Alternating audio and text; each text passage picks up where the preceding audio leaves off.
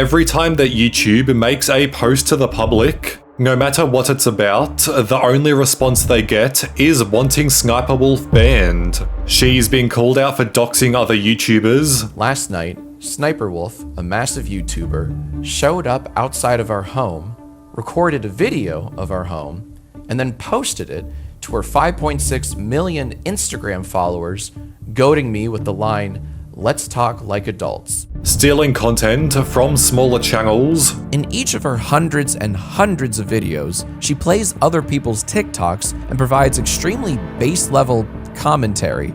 This dude is running sideways. What? Wow. If you want to support the original creators of the TikToks, too bad, because the only links you'll find in the description are all SSniperwolf. And my favorite part is that half of the TikToks she includes either crop out the original username or just straight up don't have one. And being one of the laziest cash grabs the platform has ever seen. And clearly, it shows. Despite her audience of over 35 million subscribers, her growth has slowed to almost nothing. Her engagement is tanking, and her name is more often used as a punchline rather than a compliment. I'm in Dart, and as always, make sure to subscribe with notifications on. SSniperwolf didn't slowly climb her way to fame. She blasted onto YouTube almost overnight. Gaming highlights are what primarily took her channel from nothing to developing creator, as hundreds of thousands of people were watching within a matter of weeks. For example, her first 4 videos have a combined over 3 million views, and she never really slowed down from there. Fans loved her energy and her humor, and for a moment, it felt like every aspiring female gamer had to at least acknowledge her presence on the platform. But the higher she rose, the further she fell. Almost immediately, the controversies started piling up. Content theft, doxing allegations, public feuds, and a pivot towards lazy clickbait videos made solemnly for money. What had once been admiration quickly turned into criticism and ridicule, and by the time her empire's cracks became impossible to ignore, the SSniperwolf that everyone thought they knew was already unraveling her true intentions. While the gaming videos were garnering her the views that she needed to continue growing as a creator, SSniperwolf knew that she wouldn't be able to stay playing the same games forever. That's when she decided to pivot her channel to include more of her personal life. Videos as simple as cooking fried chicken for only 4 minutes would go on to gain almost 400,000 views, or making hummus sitting at nearly half of that. But the real turning point would be her quitting YouTube video. That really began her YouTube career. It was a lie, plain and simple. A dramatic thumbnail, a misleading title, and 1 million views later, she learned an important lesson. Controversy and exaggeration worked far better than authenticity. She would go on to hit 100,000 subscribers within the same year of even starting her channel, 1 million only 2 years later, but almost immediately, whispers of content theft began circulating. Around 2017, reaction content on YouTube started performing super well. Other channels built their entire brand simply reacting to other videos, so to nobody's surprise, SSniperwolf took full advantage of this.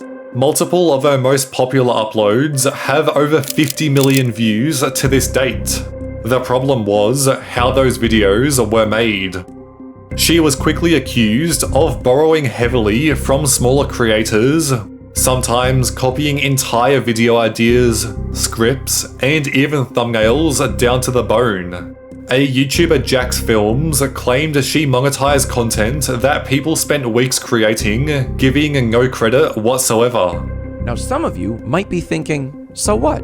Who cares? She's giving creators exposure. And hey, maybe she gets permission from the creators to feature their work. You already know the answer to that.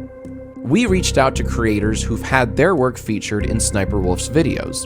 And when we asked them if SSniperwolf and/or her team had contacted them about featuring their work, every creator said no, they were not contacted. Most of them were blindsided by the fact that SSSniperwolf had been using their content, and some of them were pretty upset about it. He then debunked the theory that maybe she pays them in exposure by sharing their videos with millions of new people online. Maybe creators get exposure from her videos, especially if you can see their usernames, right? Well, let's test that theory. At the very beginning of a recent video, SSSniperwolf reacts to a viral TikTok, complete with her very insightful commentary. Absolutely not. And look, you can see the original uploader's username. Maybe they got a little bump, right? Well, when I looked up their account on TikTok, I found they had a decent number of followers, but that's probably due to their whale shark video going viral last year. Because if you look at their most recent TikToks, they're hardly getting any views at all.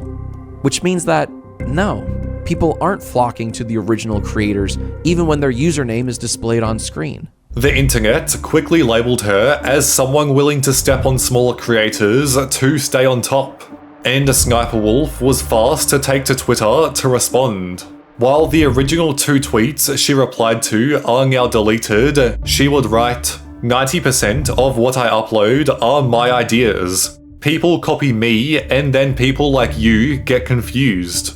She even implied that massive creators like Mr. Beast had taken full inspiration from her. The tweet got millions of views, but barely any likes. The replies destroyed her. People stated, "Ain't no way you're saying reaction videos is stealing ideas. This has to be sarcasm, right?" Jax Films responded with a single sarcastic line about inventing reaction content himself. Quote, "I invented reacting to other people's TikToks. Anyone else is copying me. Incredible mental gymnastics. And everybody loved it. That is, everyone except for SSSniperwolf." She went on to play the victim card, stating, "For context, Jax Films made another channel where he copied my content for a few months, thinking it would blow up and get millions of views. It didn't. Now he is mad. Also, I hate bringing gender into this, but no one ever attacks the male react channels." Jack would understandably deny this accusation in a matter of seconds, showing he has in fact attacked plenty of male channels. Is it because, as she suggested, that I'm sexist and only go after female reactors? Well, no, and no. And responding to her previous tweet about making a channel to copy her, that is exactly what he did. Instead of arguing, he mocked the entire format. Jack created a full channel called JJ Jax Films to screen record SSSniperwolf's videos, add his lame reaction, and title it something absurd like "TikToks that gave me a tummy ache" or "TikToks that will divorce your parents." All with the exact same facial expression in every single thumbnail to mock SSSniperwolf. It was honestly comedy gold, and the one benefit he had was the slogan of his channel simply being "Credit the creators." This movement started going so incredibly viral that random posts like this one on Twitter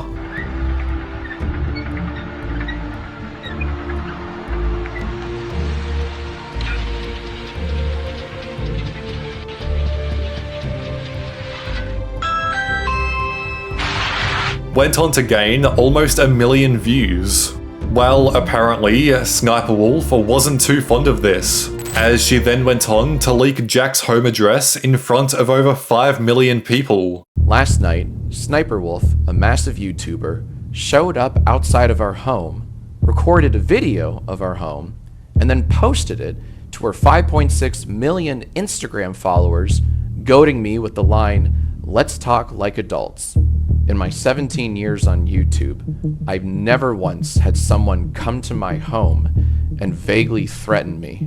On her Instagram story, she would make a post that reads, "Should I go visit at Jax Films? He lives 5 minutes away from my shoot," with a yes/no poll right below it.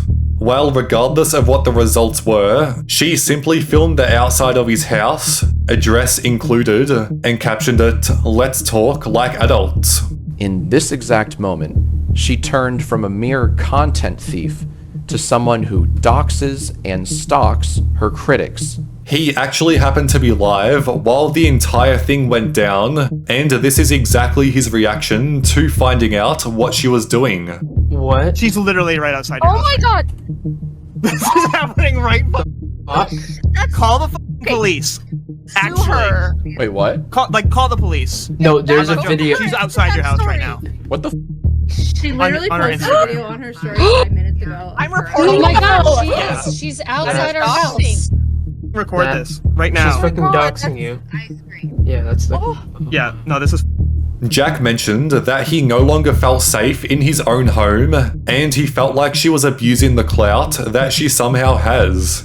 We feel violated. We no longer feel safe in our own home because we're dealing with someone who genuinely thinks they're in the right for A, stalking me, and B, posting our home to her massive audience. What a disgusting abuse of clout that is. This is irresponsible at best and flat out dangerous at worst. And to end the video off, Jack showed that Sniperwolf didn't have a care in the world about the entire situation, as she was already making more jokes about showing up to people's houses.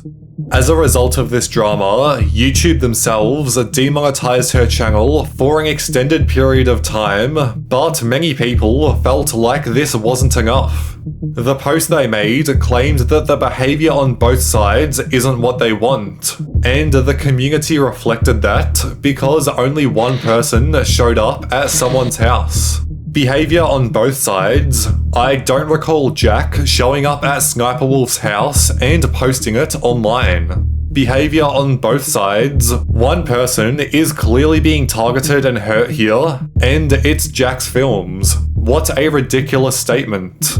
And I thought I was disabled. Do the best thing and remove her off your platform, Jesus Christ. As stated by this comment here, people began wanting her terminated from YouTube in its entirety.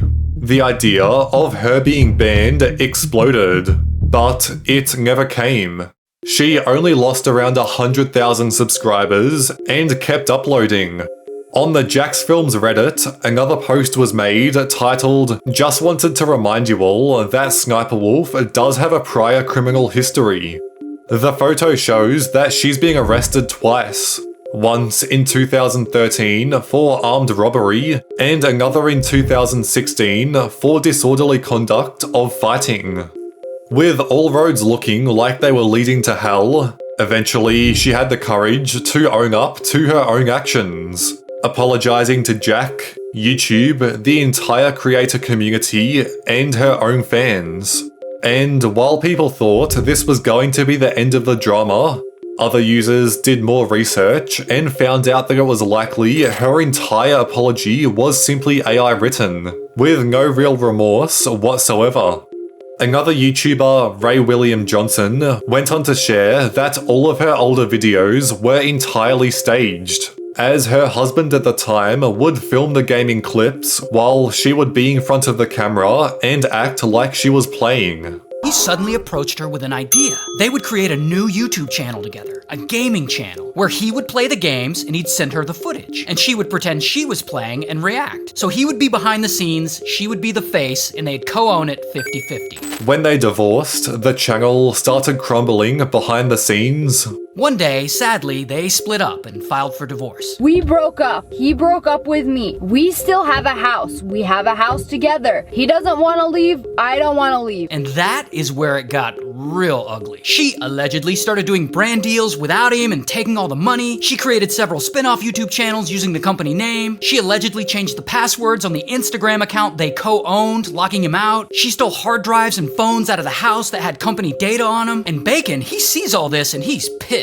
So he changes the password and locks her out of the main YouTube channel. You know, the one with 34 million subscribers. So they're both holding hostage. Like I said, real ugly. And eventually, he sued Sniperwolf for not allowing him to still be a part of the videos backstage and earn the revenue. Now eventually she returned the devices and he let her into the YouTube. But that wasn't enough of a resolution, because he sued her.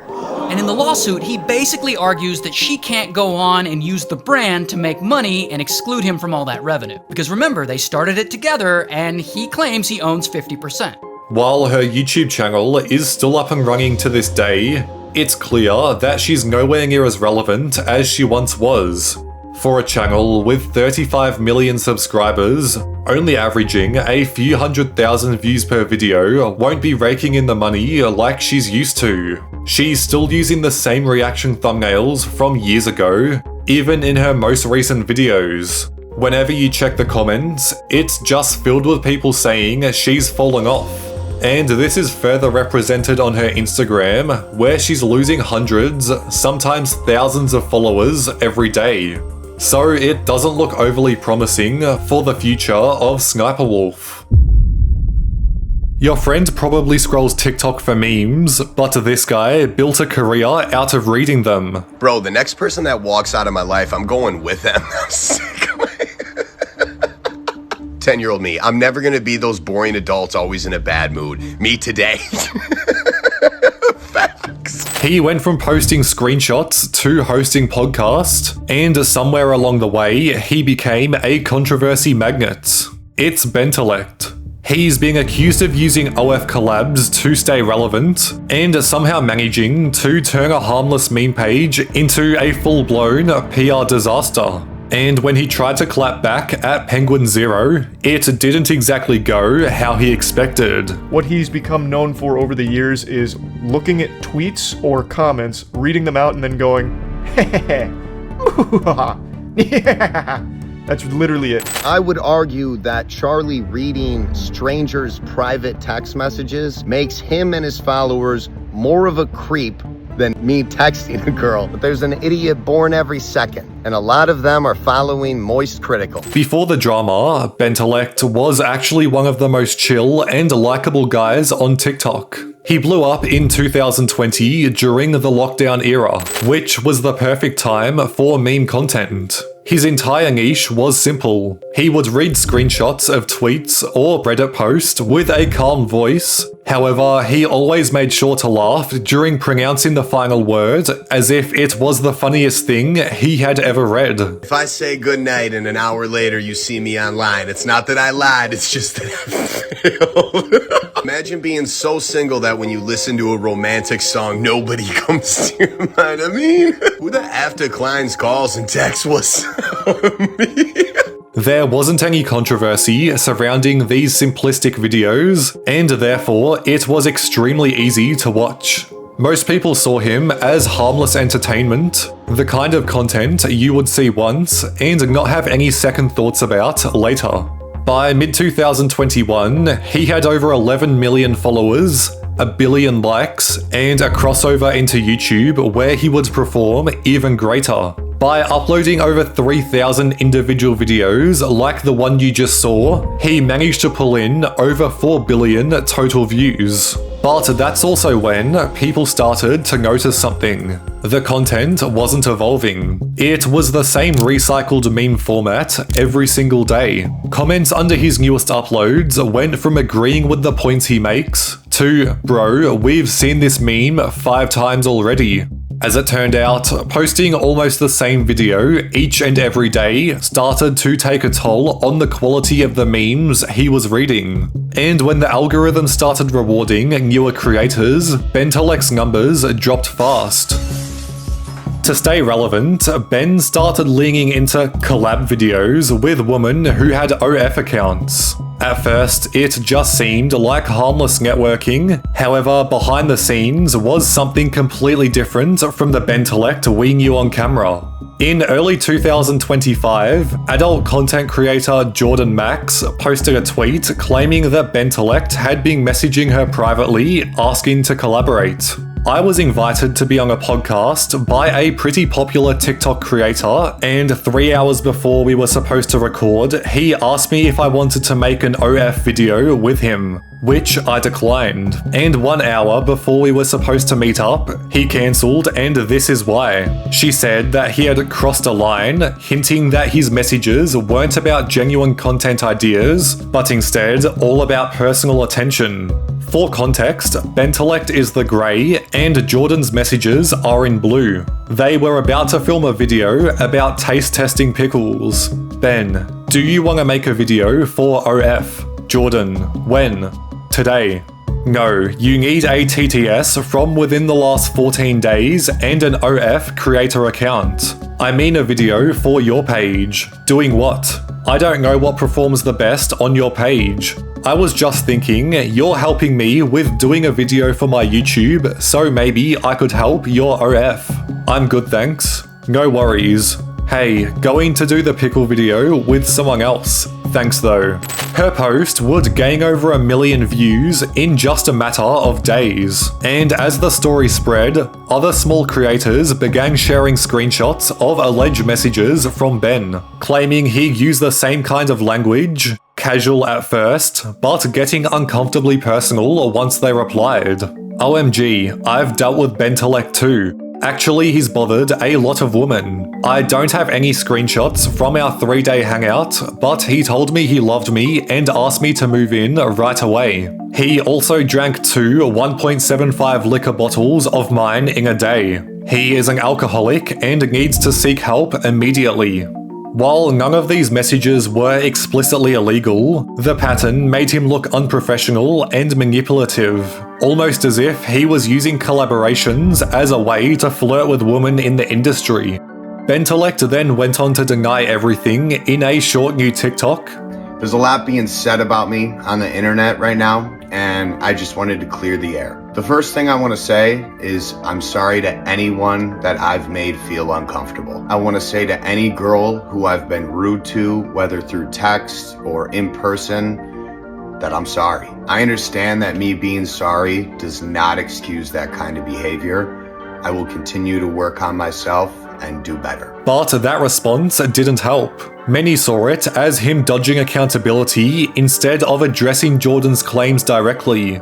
The internet started to turn on him fast. This apology is sponsored by ChatGPT.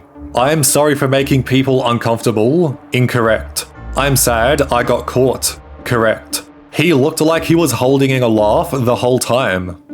On the 20th of August 2023, Penguin Zero would upload a video on Ben himself, with the title simply being Huge Loser. It seems like the only thing on this guy's mind is and how he's never getting it, I guess, but is very desperate too, and will do it by any means necessary to try and achieve coitus. He called out Bentellect for acting overly self-righteous online, while doing the exact same things he claimed to hate. These include, but are not limited to, chasing engagement and pretending to be wholesome while profiting from sexualized content. He started bringing up more cases of Ben acting insanely weird towards females. It seems like you're trying desperately to get into but keep getting rejected and can't handle it.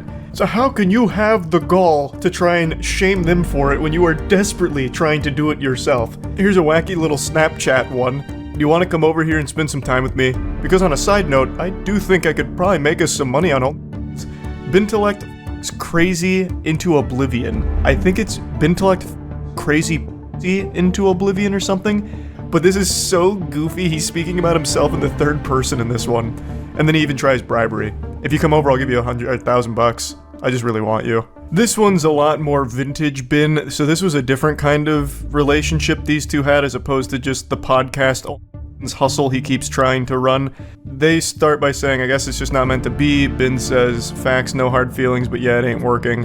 So then they part ways, or so it would seem. Ben has a couple of parting words here.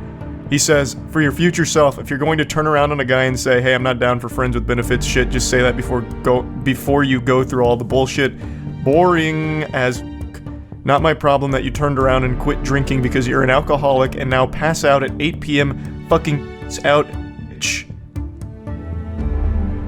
Eventually, he would go on to make another written apology towards his behavior. However, it was a complete and utter disaster. Let's look at his first apology. I've recently been accused of some heinous actions and would like the opportunity to share my disgust at these accusations. I'm a firm believer in the rights and equality of all humans, including women. If that's not the biggest red flag immediately, I don't know what else is. I stand by the rights for all humans. And that does include women, those creatures. I am including them in that statement because that's the kind of angel I am. Now, instead of brushing it off, Ben decided to fire back. It would take him over a year to finally make a response where he would apparently explain the truth. He made a video slandering me over a year ago, but the damage it caused still affects me, my career, and my mental health to this day, which is why I'm making this video. He made up a story reading fake screenshots from Twitter that I started a fake podcast to get girls specifically, to come and up. I later put out a video explaining that Jordan Max had put out fake screenshots and debunked the theory because that came from me actually starting a podcast with Maria Smith, a friend of mine. I literally put out an apology video because I was sick and tired of the endless harassment. I wouldn't be respecting myself if I didn't speak my truth. Before claiming that Charlie making the video about him in the first place makes him far more of a creep than he ever could be. A lot of fans have recommended that I sue Charlie. I would argue that Charlie reading strangers' private text messages makes him and his followers more of a creep than me texting a girl. But there's an idiot born every second, and a lot of them are following Moist Critical. Around the same time, he would upload a full-length video to his channel titled Commentary Channels Love to Lie. He would go and try to uncancel himself, but unfortunately for Ben, it only has a 15% like to dislike ratio. This is actual proof that no matter what I do, regardless of it, people will talk about it because apparently it gets views. I love how it says steal meme from Reddit. The stealing thing is hilarious. Let me clarify this right now. People who say that I steal memes is no different than these people making videos about me. It's no different. It's the same thing. They went and used me to make content. I went and used a meme to make content. Same thing. He admitted he falsely copyright struck another creator, but it was a complete accident and he didn't know what he was doing. I just point blank thought when someone used your videos, you put in a copyright claim. I didn't know there was a difference at the time between strike or claim or whatever. However, I think the worst part of this entire video was when he laughed at his own content during his expose. This dude goes to bed with the slightest thought in the back of his head that someone is actually gonna take things a little seriously. I'm on my way to your house. Which led Bentellect to reply, You kind of look like Woody from Toy Story. Before finally bringing up the accusations of him texting these women, making the following statement on the entire drama. So I'll just clarify exactly what happened here. I'm sure plenty of people have heard this. So this girl DM'd me a year prior on Instagram, basically wanted to go grab a drink. Never ended up happening. A year later, I was starting a podcast, got drunk the day before she was gonna come over, and I texted her this. So, yep, this is a drunk text at noon. I was blackout drunk. It was just dumb. It was just stupid. He began blatantly just brushing past every other text claiming they were fake. This whole convo, I don't care what anyone says about it, this right here, I don't know who put it out, fake. Oh my god, I've dealt with Bentellect too. Actually, he's bothered a lot of women. Where's the name? This is just a text message, and people take it as like a story. It's not a story. Let me just say this. The story is that I started a podcast to leverage my fame to sleep with women. False. So it's quite humorous when you find out that the comments were roasting him just as hard. You realize being drunk in that moment makes it so much worse. You just have to trust source, trust me bro. By the end of 2023, his follower growth had basically flatlined. His TikToks that used to pull millions were now barely surpassing 100,000 views, and he's resorted to just re-uploading his older content as a desperation attempt for relevance. His YouTube is performing no better either, as with 3 million subscribers, a video from almost a month ago only receiving 1,000 views is honestly just embarrassing. The comment sections, which were once filled with positivity, turned into roasting sessions. Remember when you were funny? Give it up, Unk. Why is he still going at this? But the absolute cherry on top is the fact that he started watermarking his own memes on his Instagram story, where you can see he simply put his name over a picture of SpongeBob's house.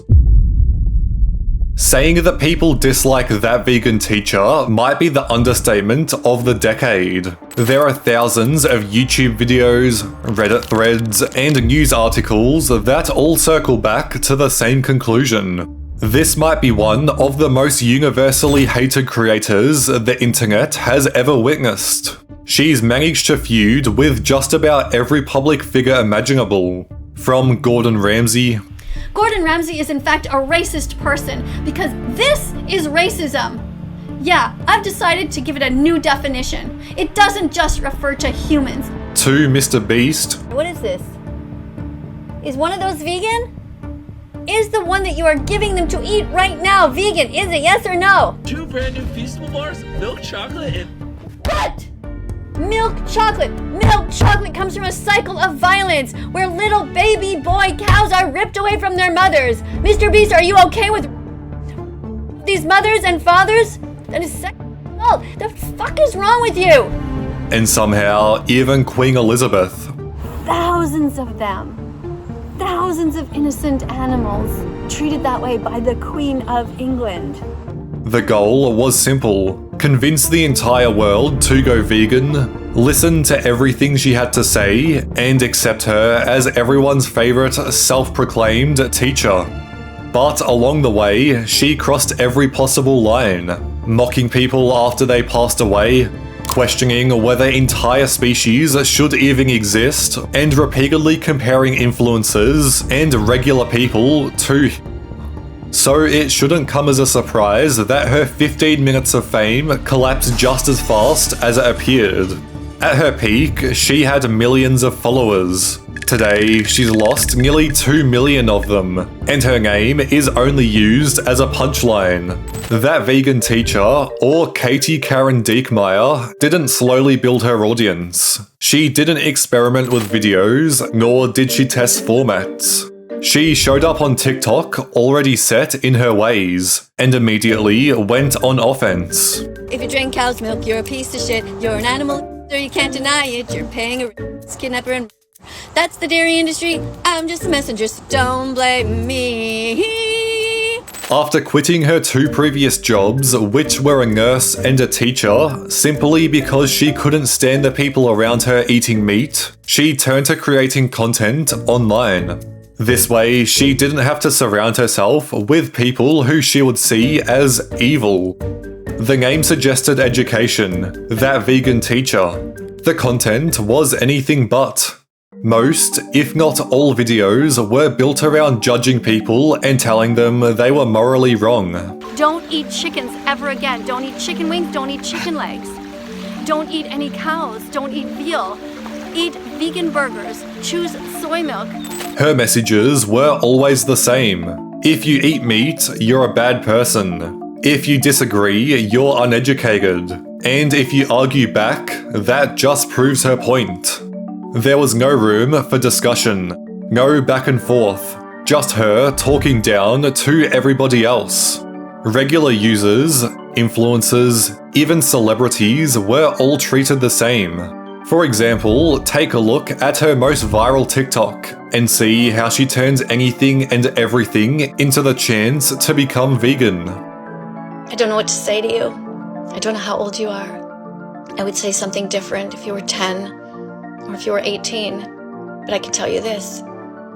You don't have to be like him. You do what you need to do to survive in that household. But you also do what you can to help other animals. Don't eat them, wear them, or use them whenever possible. And somehow, people kept watching. The secret to her viral success wasn't agreement. People weren't sharing her videos because they suddenly became vegan. They shared them because they couldn't believe what they were watching. That vegan teacher absolutely loves songs. However, the ones she produced were extremely awkward, and honestly, just stupid. One prominent example of what she liked to sing is a song titled "Eating Animals is Wrong, McDonald's," where she stands outside of a real-life McDonald's with her ukulele, attempting to get them to change their entire menu to be vegan food. 3, 2, 1, sing! Eating animals is wrong, McDonald's. Hurting animals is wrong, McDonald's. Share this song.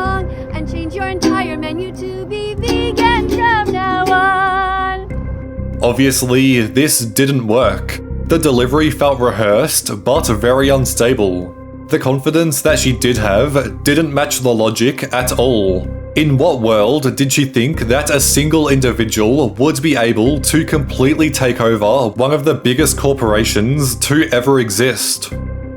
Unfortunately, things only got worse from here. On the 25th of June 2020, during the midst of the Black Lives Matter protest, and just 1 month after George Floyd had lost his life, that vegan teacher would upload a 5.5-minute long song to her YouTube titled I Can't Breathe. Now, you'd think that because of the timing of this video, she genuinely had something important to say. However, that couldn't be any more wrong when you realize the song is comparing animal agriculture to real human suffering, ending every sentence with I can't breathe. I am a pig thrown in this gas chamber, pleading for my freedom. I can't breathe.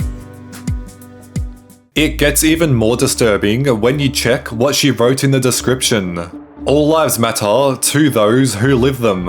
Help everyone to keep breathing, not just the ones in your own personal group. If you are not vegan, then by default, you are for animal abuse. If you are for animal abuse, your voice does not matter. Your actions are already speaking so loudly that we cannot hear a word you are saying.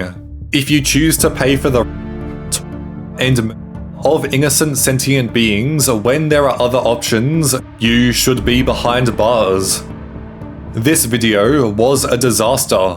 While the likes, dislikes, and comments are all disabled, using an online tool, we can see that with just over 1 million views, it managed to pull in a ludicrous 106,000 dislikes. It would be around this time too, where people started making reaction content to her. Today we're going to be watching at your request because she's very hated and I've not really seen much of her content. Her name is The Vegan Teacher. But the videos were never positive, and always criticizing what she was making. This is what vegans hate. They hate women like this because they just come across as annoying. But these people, like her, like this vegan teacher, this is what vegans hate. Even vegan supporters themselves were shocked.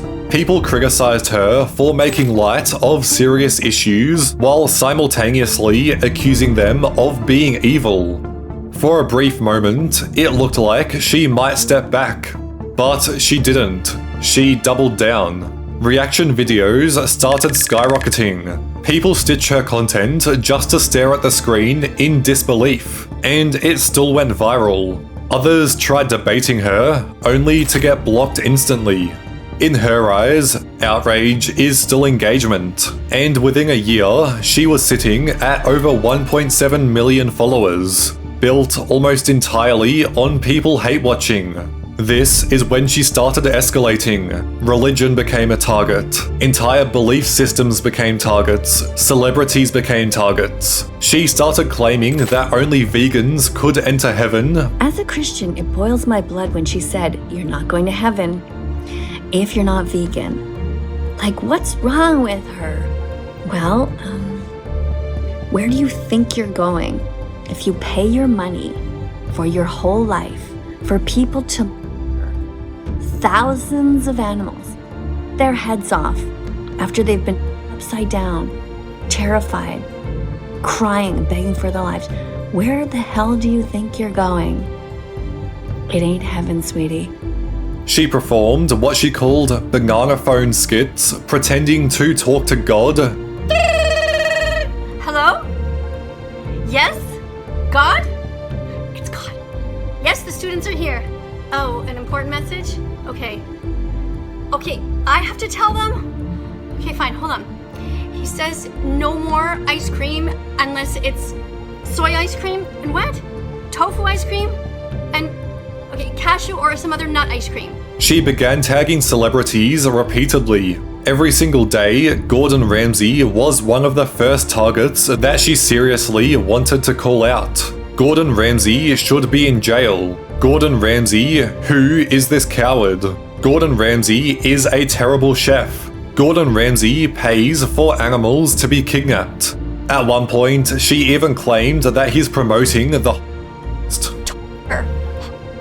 This is what Gordon Ramsay continues to promote. The never ended for the animals. It was wrong to do that to the... It is wrong to treat any sentient beings as lesser than just because you consider them to be different. Gordon Ramsay is in fact a racist person because this is racism.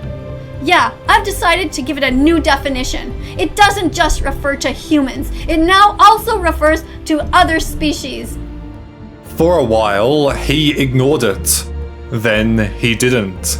Instead of getting angry or defensive, Gordon Ramsay replied with sarcasm. He duetted her video and ate a burger right in front of her face. Share this song, and if you call me a donut, that's fine. Vegan donut. You're vegan from now on. This one response did more damage to her reputation than any serious criticism ever could. Comments flooded in from every influencer you can think of. James Charles, legend, Nick DiGiovanni. Thank you for addressing this chef, she can be a real pain. Even his own daughter would jokingly comment, Dad, I've turned vegan XO. And that managed to get over 20,000 likes. The video in itself pulled in over 60 million views, and because she was no longer being debated, she was now the laughing joke of practically the entire internet. At this point, most creators would have pulled back, apologized, and changed for the better. That vegan teacher did the opposite.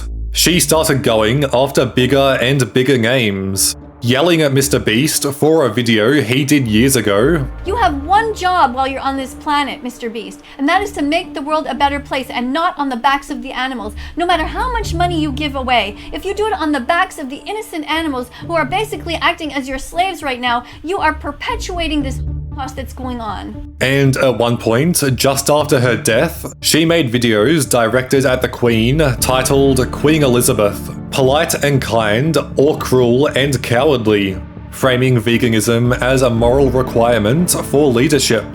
Don't be like the Queen of England, who ate dead animal after dead animal, went through her entire body, and then was shit out into the toilet. Thousands of them. Thousands of innocent animals treated that way by the Queen of England. Because of what? Because of stupidity? Each time, the reaction was worse, and as a result, the dislikes continued growing. People weren't shocked at what she was saying anymore. They were exhausted. Her videos stopped spreading because people were curious and started spreading because people wanted to point and laugh.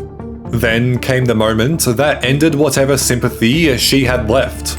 In one video, that vegan teacher claimed that cats should be wiped out because they eat meat. But the truth is that cats have no place in our homes or in our lives at all. They have been bred into existence and kept with us as pets, but they should never have been. But the sad thing is that for every person who has a cat, they are paying people to all kinds of other innocent animals. And that's not right. She argued that carnivorous animals were part of the problem, as cats rely on meat to survive. So if they aren't vegan themselves, then they shouldn't exist anymore. If your cats are not vegan yet, what are you waiting for? If your cats are not vegan, you're paying for animal, and that's wrong. Even people who agreed with veganism turned on her instantly. The irony was impossible to ignore. Someone claiming moral superiority while calling for animals to be eliminated completely shattered whatever message she thought she was spreading. The backlash was immediate. Soon after, TikTok took action. Her main account was fully terminated, wiping out thousands of her own videos, and the community couldn't be happier. Videos such as this one garnered over 3 million views. And to make things worse for that vegan teacher, the top comment read, "Let's go, steaks for everyone." She uploaded a response video to the banning of her account on YouTube, where she then attempted to throw the blame back onto the viewers, stating that they should feel guilty for eating meat, and that's why everyone is happy that she got terminated. Many of you woke up this morning and found out that my account was banned on TikTok. And I know many of you are jumping for joy and thinking that this is a great victory. Why is that? Why does that bring you joy? I know why. Because you're feeling guilty. You know you shouldn't be eating animals. You know you shouldn't be paying to exploit them. And you cannot look in the mirror and see that in you. You're suffering from cognitive dissonance. Where Relax said it best. Did she not literally just describe herself? She thinks she's like a great person defending animals and doing all this stuff, and she's literally just a menace to society. Somehow, she managed to sneak past TikTok's moderation and create a new account under the name Music by That Vegan Teacher. The account sits at 1.2 million followers and 6 million likes. However, when checking her social blade, it's obvious that the account isn't growing a single bit these days. And it's even more prominent when you see her recent posts are only receiving as little as 100 likes. Her YouTube isn't performing much greater either, as she can pull anywhere from 1 to 5,000 views on any normal video, but when it's her responding to anyone that still calls her out, that's the only time she manages to gain more. Clearly she is running out of ideas, as lately the content hasn't been too amazing, because realistically, who would want to watch? Imagine if all the boys you know were born in the bodies of baby chicks and this happened to them. At their peak, Sis vs Bro had 17 million subscribers, a 7-bedroom mansion, and were flying business class to Thailand, Dubai, and Africa, all funded by a YouTube channel that had essentially taken over their entire lives. And then, with absolutely no warning, it all stopped. There was no goodbye video, and no explanation. Just 2 kids who were everywhere one day and completely gone the next. Now, here's the thing. When creators disappear, there's usually an obvious reason. Either a scandal or a controversy. It's always something you can point to. But with Sis vs Bro, the real story was something much quieter than that. And honestly, a lot darker. Because the more you dig into what was actually going on behind the scenes, the money, the parents, and what Ronald and Karina have said since, the more you realize that the channel ending wasn't really the tragedy here. If anything, it might have been the best thing that ever happened to them. The story of Sis vs Bro starts in Canada in March 2016. Karina was 9 years old, Ronald was 7, and the two of them hit upload on a channel they created that very same day. For starters, there was no production budget whatsoever. Just 2 kids genuinely having the time of their lives on camera together. And that chaotic little kid energy turned out to be exactly what millions of people wanted to watch. Exactly 1 year after their first video, they were already pulling 50 million views a month, and combining that with an average of 200,000 subscribers every 30 days, it was safe to say that Sis vs Bro were doing something right on the platform. Some of their earlier videos were so simple to the point where anyone could have made one of them in less than an hour, but that didn't stop multiple uploads receiving over 10 million views each. The pizza challenge, the no thumbs challenge, the $50 outfit challenge became appointment viewing for an entire generation of kids. By 2018, things had only gotten even crazier, as the channel was now pulling over 250 million views every month, pairing that with individual days where they would gain over 20,000 subscribers each. Tens of millions of views began turning into hundreds of millions, where Sis vs Bro uploaded 6 different videos that all received over 100 million views each, with some of the most notable being making giant slime bubbles,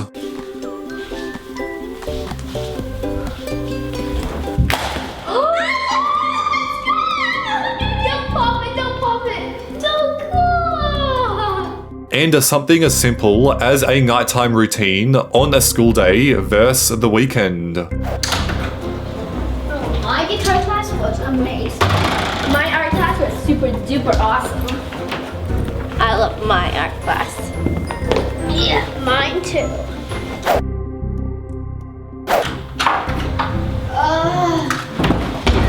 So much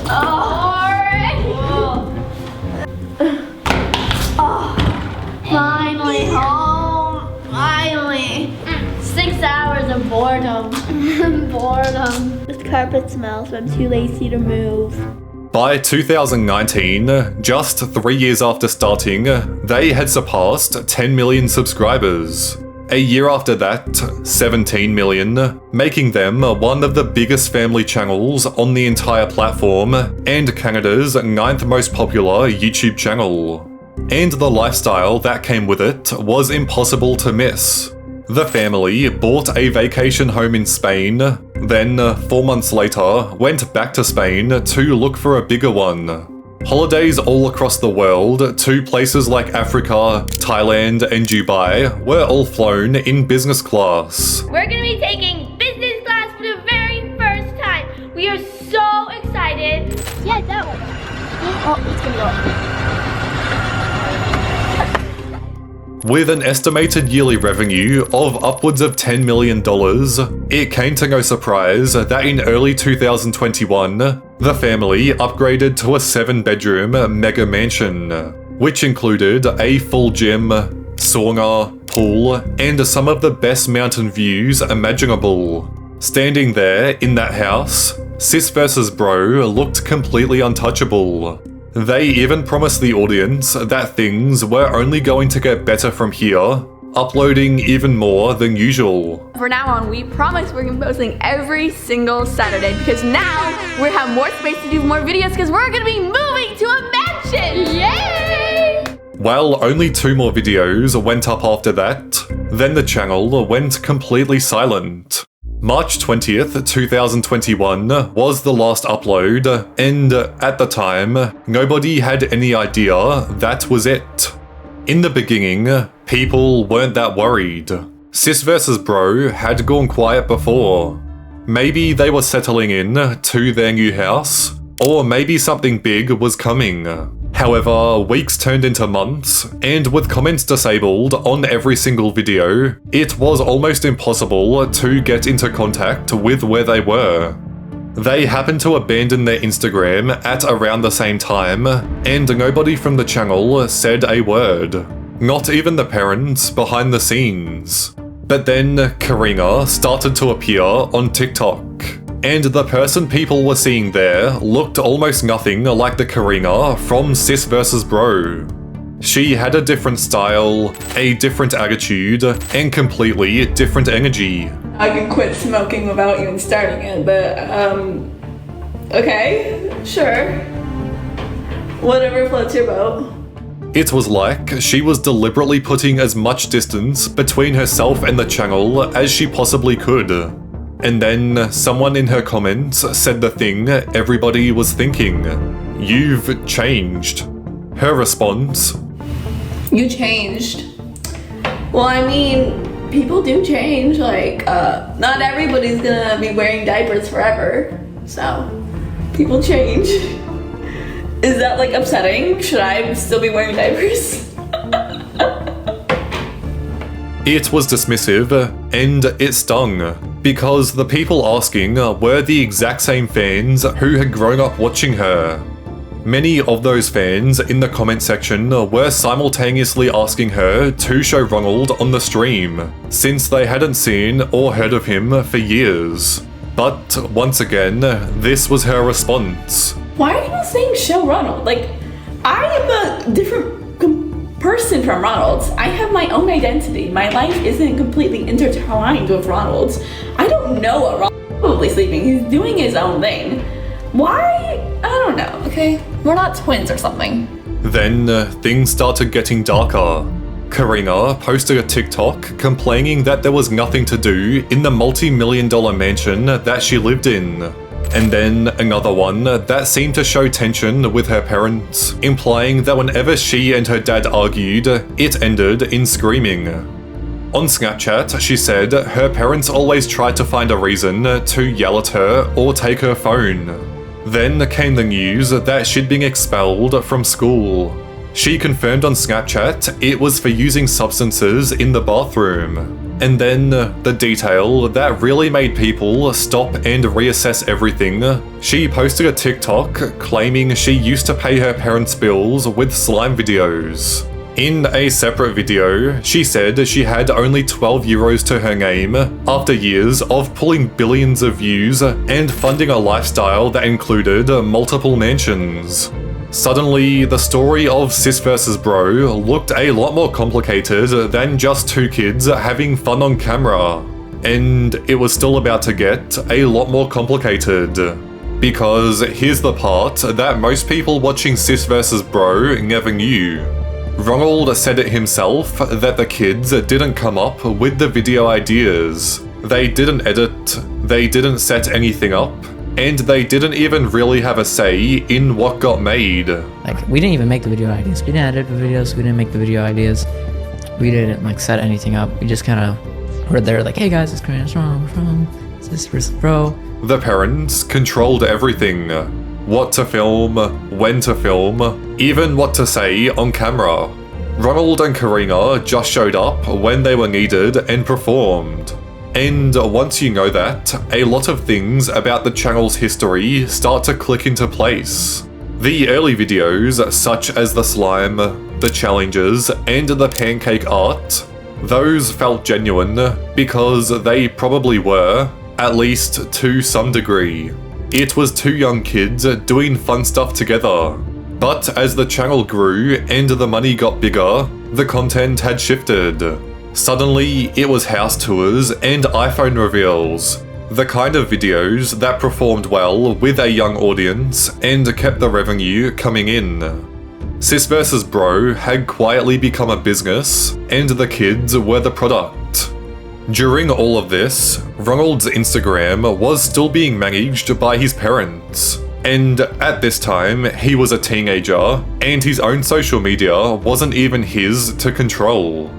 And then there was the money, or the apparent lack of it. Whether Karina's claim about barely scraping by was complete literal or not, the implication was clear. Whatever the channel had earned across all those years, and by some estimates it was close to $50 million, the kids weren't seeing it. Maybe it was being held in a trust. Maybe it was being reinvested into the lifestyle you saw on screen. Nobody outside the family really knows. But Karina's feelings about the entire thing definitely weren't subtle. She said it stopped being fun years before they actually quit, and that it was also the worst 5 years of her life. And on top of all of that, they were growing up.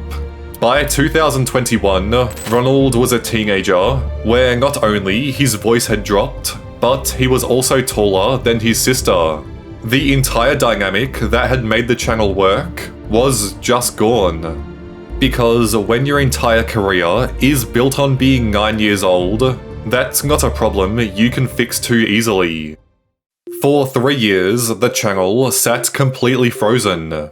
Subscribers slowly tickling down, and it was looking like a fully abandoned channel. Then in April 2024, something unexpected happened. They randomly decided to come back. Their first upload in over 1,000 days was titled Eating Spicy versus Sour Foods. So guys, it's been a very long 3 years. But we are now back. We have returned for another video. And for a moment, it genuinely seemed like maybe this was it. Maybe they had figured out how to make it work again. But Ronald had already been honest about why a real comeback was going to be difficult. He wasn't the little brother anymore. The whole thing that people had fallen in love with, which was that specific energy between them, didn't exist in the same way. And trying to pretend it did would have felt fake to everybody watching. When did you get so tall? I'm just naturally this tall. Sure enough, the comeback didn't last. They did manage to scatter a few random uploads throughout the year, but by March the following year, the channel had gone quiet again. Today, Sis vs Bro sits at around 14.5 million subscribers. It's down nearly 3 million from their peak, and it's still dropping today with no new content and no indication that anything is changing. Ronald had moved onto Ronald OMG, which was his gaming channel that built its own audience of over 4 million by doing content he actually wanted to make, such as Roblox, Minecraft, and Fortnite. Although it's almost been a year since the last upload, so the future of his channel isn't looking too promising. Karina has kept going across TikTok and Instagram, though her TikTok presence has been a constant battle. She's had accounts banned repeatedly, forcing her to rebuild from scratch each and every time. She did attempt to take over the Sis vs Bro channel by uploading solo videos like traveling to Russia to meet her boyfriend or going on a girls' trip. But nowadays, the channel that once did 200 million views a month just sits there with comments on their very last upload reading, "Your house is bigger than my school." Even after 6 years, Sis vs Bro didn't fail to make me envious of their lifestyle. I'm not even mad about the fact that they are filthy rich and spoiling themselves. I am literally just jealous.